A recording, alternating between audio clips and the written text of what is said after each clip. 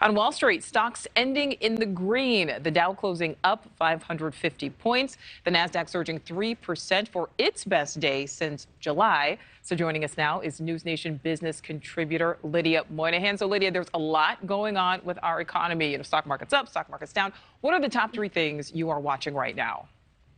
The vicissitudes of Wall Street.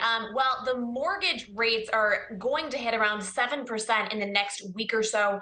And as mortgages are getting hot, we're looking at the housing market cool pretty tremendously. And that, of course, because people don't want to be spending hundreds of thousands of dollars on mortgages. And let's walk through an example of just what a 7% mortgage looks like versus the 3% mortgage rate that people were paying earlier this year. Let's say you're looking at a $500,000 home. With this close to 7% mortgage rate, you're paying around $4,000 each month.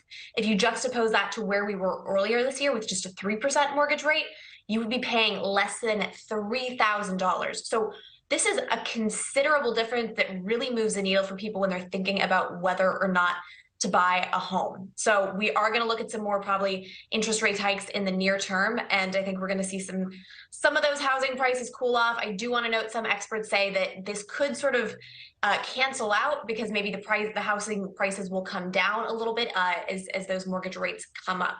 The second thing here is Biden's economy. Over the weekend, he was in sort of a photo op eating ice cream, said that the economy is strong as hell. Now, inflation and the stock market would suggest otherwise. We are reviewing some data that came out from Axios that showed how Biden's stock market is performing versus where other presidents' stock markets were performing at this point in their term.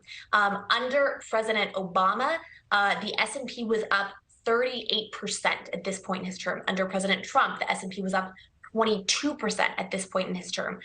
Under President Biden, since he's taken office, the S&P is down 5.6%, the Dow is down 4.2%, and the NASDAQ is down 21.4%.